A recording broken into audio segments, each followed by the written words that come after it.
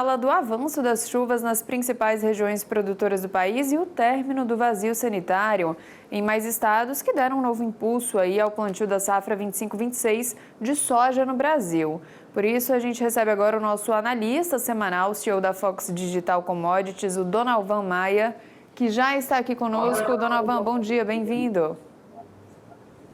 Bom dia, Carolina. Bom dia, Valteno. Tudo bem com vocês aí? Pois é, começamos o nosso plantio de tão esperado plantio de soja da safra 25-26, né? Mas tá seco, né? Não tá chovendo Tá aí. seco, as chuvas vieram naquele comecinho, Valteno, ali no dia 24, 25, deu aquela animada no produtor, a gente até falou disso semana passada, né? Aquela animação porque estava chovendo e tudo, teve locais aqui ao redor de Goiânia mesmo, aqui no Centro-Oeste, quase que no estado inteiro choveu aí 20, 30, 40 milímetros, o produtor deu uma animada, mas como a gente até falou na semana passada, o produtor um pouco ressabiado, né? Como diz o ditado, né? Gato escaldado tem medo de água fria. Já aconteceu outros anos da chuva começar um pouco mais cedo, o produtor planta as áreas de pivô que ele sabe que vai ter aquela quantidade de água necessária para fazer a planta emergir e tudo, mas ele vai esperar um pouquinho aí para poder ter mais água no solo, porque já tem uns 3, 4 dias aí que a chuva foi embora, o céu tá um azul limpo, nem sinal de nuvem, então vai esperar um pouquinho para poder continuar o plantio. Tanto que a gente vê o Mato Grosso aí chegando a 8, 10% da área plantada, o Mato Grosso que planta um pouco mais cedo, mas até por lá os produtores com um pouco de cautela, plantando só nas áreas que realmente já está com umidade no solo, mas com a cautela ainda de não saber se essa chuva vem. A gente vê o sul do país com um pouco mais de chuva, tanto que a gente está vendo o plantio de milho verão um pouco até adiantado lá no Rio Grande do Sul, Paraná, Santa Catarina, que essa chuva veio mais cedo para lá. Agora no Centro-Oeste, ela chegou, mostrou a cara, mas agora ela deu uma escondida, aí o produtor vai esperar um pouquinho para poder continuar esse plantio. Olha só, você falou isso aqui, acabei de ver aqui da Conab. A Brasil plantou 3,5% da área prevista de soja e 26,7% de milho verão. Foi isso que você anotou, mais no sul do país. Deixa eu ver o que mais que eu posso dar aqui. Paraná, 13% da área plantada, seguido de Mato Grosso com 6%. Você já tinha falado que esse plantio, muitas vezes, é de áreas irrigadas, né, Donalvan? Exatamente, porque o plantio de área irrigada agora, porque o que acontece, Valteno? A semente, quando ela é colocada no solo, ela tem duas questões, é a quantidade de água no perfil do solo para ela poder se estabelecer, ela poder ir, e se tiver pouca água tem um problema aí, das altas temperaturas que nós estamos tendo nesse momento aí, nós estamos tendo temperatura de 35, 36 graus, no solo aí chega acima de 45, 40, 45 graus, tem o risco de cozinhar a semente dentro do solo, então o produtor já viu isso acontecer, então ele tem um pouco de cautela, ele está esperando realmente vir mais água para que isso não aconteça. Então, a gente está falando aqui, e tem que voltar nesse tema com você, porque todo dia a gente está dando notícia sobre o endividamento do setor. E está dando também uma notícia hoje do CAGED, com desemprego, agosto houve demissão no campo, demissão de carteira. Bom, um cenário com endividamento, com demissão, com custos altos, a gente está passando por uma crise? Olha, eu acho sim que a gente está passando por uma crise, mas a gente está voltando de uma crise. Eu estava olhando alguns dados essa semana, a gente acompanha muito a questão de rentabilidade do produtor, porque o agro é um agronegócio, Valtero, então todo negócio ele tem que ter uma rentabilidade, senão o produtor não vai para frente. Se todo empresário não tem rentabilidade no seu negócio, ele não consegue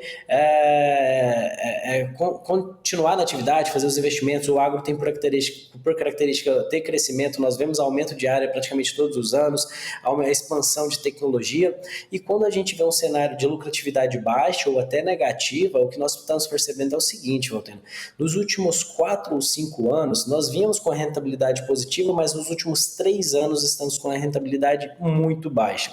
Com o aumento da taxa de juro que prejudicou isso, nós tivemos ao mesmo tempo duas coisas, Walter.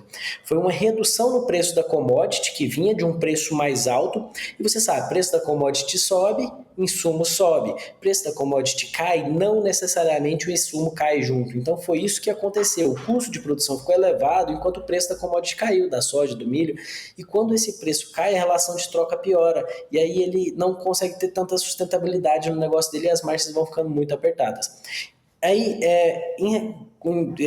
concomitantemente a isso, nós tivemos um boom na taxa de juros, que nada mais é do que o produtor. A gente sabe que o produtor rural, em qualquer parte do mundo, precisa de financiamento para poder tocar uma atividade, que ela precisa de muitos recursos para ser gerida, para ser tocada ali, e com a taxa de juro alta, ela impacta e muito na rentabilidade do produtor. Então tem duas coisas, as duas coisas que mais impactam o produtor hoje na lucratividade, e não só hoje, sempre, mas hoje está pior ainda. A primeira coisa é a questão de arrendamento, ou seja, quem tem terra própria está com uma competitividade muito alta. Vou explicar por que isso também tem a ver com taxa de juros. Se nós temos terra, essa terra é um imóvel, é um capital imobilizado. O capital parado, ele tem que ser remunerado. Quando eu tenho uma taxa de juros muito alta, quer dizer, opa, peraí, será que eu vendo essa terra ou será que eu pego essa terra aqui? Ela tem que valer um dinheiro de rentabilidade. Então começa-se a ter arrendos muito altos. E como a gente vinha de uma rentabilidade alta 3, 4 anos atrás do agro, o arrendo já tinha subido. Então quem tem arrendo está pagando uma conta muito cara. A segunda conta mais cara que nós temos na agricultura hoje chama juros. Então o produtor trabalha a maior parte do tempo para pagar arrendo, para pagar taxa de juros. O agro hoje, quem opera no agro com dinheiro de terceiros, que é de banco, operando taxa de juros, e opera com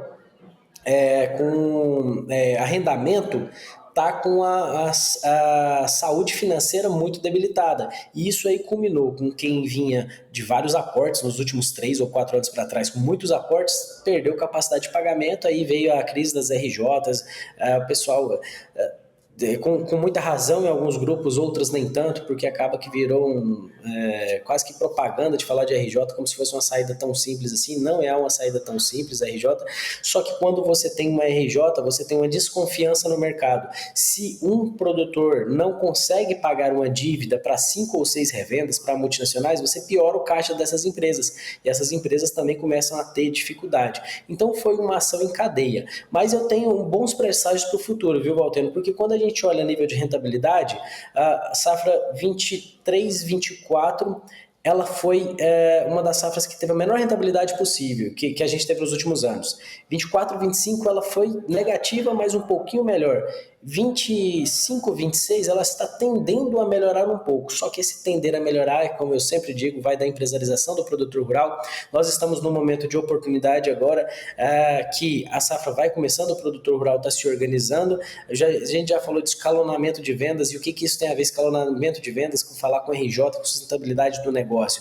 Bom, é preço de venda vezes produtividade que vai dar sustentabilidade do negócio. Então quem tiver essa gestão de vendas ali na mão, vai conseguir passar por esse período muito complexo. É um período complexo, é o terceiro ano de período complexo, tá, Valteno? Que, como eu falei, quem tem terra e está plantando na terra própria e tem dinheiro próprio para poder custear a safra, está sofrendo menos, está ganhando menos, mas está sofrendo menos, está conseguindo tocar bem a atividade. Agora, quem está dependendo de terra de terceiros e de arrendo, no caso, e de financiamento, está sofrendo bastante. Já é o terceiro ano que passa por momentos muito desafiadores, e muitas dessas pessoas aí estão entrando em dificuldade financeira, não estão conseguindo pagar a conta, e esse é o cenário. E aí, qual que é a saída disso? Eu vejo bons presságios para os próximos anos, para quem conseguir firmar na atividade, quem conseguir pagar as contas, vai ter que ter uma não só flexibilidade, mas uma lupa no olhar financeiro ali muito grande, lupa na comercialização, nos custos, e mantendo a alta produtividade para poder sair desse momento ruim.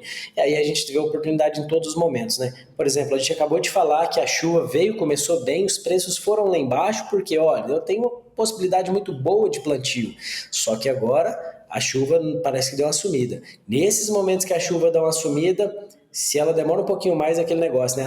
O mercado precifica a notícia antes do fato. Então, se a gente tiver retração de chuvas, pode ser que a gente tenha oportunidade de aumento de preço de commodities. Aí o produtor tem que ir fazendo essa gestão de vendas para poder melhorar as condições no montante da safra ali e deixar uma porcentagem saudável que pague a conta, porque senão vai impactar, como você falou, em demissões. A gente sabe que a folha o custo é muito alto, a folha de pagamento é um custo muito alto hoje no Brasil, em todos os setores. Então, o produtor ele vai ter que enxugar se ele não quiser entrar no prejuízo, principalmente esses arrendatários e quem depende 100% aí dos bancos. Preço, valores aí para o mercado, tem alguma previsão? O que a gente pode esperar? Olha, quando a gente olha a safra presente de soja, eu vou passar um cenário para vocês. Quem guardou até agora, o preço veio, subiu, mas ele está estável. Então a gente está tendo negociações aí na casa dos 120, 125 reais. A soja é disponível da safra passada ainda. O milho também estabilizou. Então a expectativa do produtor é que chegasse aqui no interior do estado de Goiás, por exemplo, como balizador aqui na casa dos 60 reais, mas isso não aconteceu. Então tem negociações na casa dos 52, 53, até 55 reais aconteceu, mas o milho está nesse preço, isso é disponível. E pensando para o ano que vem, sim, dá para se organizar. A soja aí tem negociações na casa dos 110 reais, e quando a gente pensa em milho, também na casa dos 47, 46, 47 até 50 reais, 52 reais para o ano que vem. Então os preços do ano que vem estão parecidos com os preços de agora. Se o produtor consegue, e quem armazenou o produto para ter disponível. Então se o produtor consegue se organizar para poder ter uma gestão de fluxo de caixa lá na frente, para ele poder vender, tirar isso da lavoura, buscar na roça e já conseguir vender, ele vai conseguir ter uma sustentabilidade melhor. Mas os preços não estão aquela loucura toda não. Então fazendo essas médias de preços e se aparecendo a oportunidade, captura elas. Semana passada nós vimos a questão lá das retenções lá da Argentina, expliquei aqui o que acontece, mas aí para a gente ver, né? As retenções eram para durar um mês, durou apenas 72 horas, então quem estava preparado, fazendo as suas vendas escalonadas, não se desesperou naquele momento, porque a gente viu o preço derreter em 2 dias. Então, quem estava preparado não se desesperou e o preço voltou aos mesmos patamares de antes. Dona Van, eu vou pedir você que na nossa análise da semana que vem, você trouxesse um gráfico para a gente para mostrar o custo de produção por sacas de milho, soja, não só em Goiás, mas em alguns estados, porque depende de cada lugar, né? Essa variação aí, de quanto é que o produtor precisa fazer para poder recompensar o custo, porque esses dados que você está falando de números aí, se 57, 60 saca de milho, parece que a margem que sobra é muito pequena. Significa, né? Depois tem a da soja aí, 110 também, muito pequena, a gente já viu isso bem melhor no passado. Então, aí você faz essa continha para a gente pode até botar na tela, e aí você analisa para a gente como é que está a expectativa de custo de produção para esse ano, quanto é que o produtor vai gastar para poder produzir 1 hectare ou produzir uma saca de soja. Aí o cálculo você vê qual vai ser o comparativo para a gente poder informar o nosso produtor, tá bom? Pode ser? Pode ser. Eu trago em quantas sacas de soja, quantas sacas de milho ele tem que produzir para poder pagar a conta e qual a expectativa que sobra no bolso dele, né? Essa é a conta que importa. É isso. Pode deixar, outra. Dona Van, obrigada pelas informações, então, e até semana que vem. Não é nem bom fim de Obrigado, semana, hoje é terça ainda. Já é terça, calma, Walter. Boa Deus semana. abençoe essa safra, eu vou rezar para chover, para a gente plantar bem. Vai, faz a dança da chuva em Goiás aí. Pum. Coloca o ovo no telhado, né? Não tem isso? Tchau, Dona Van. Tchau,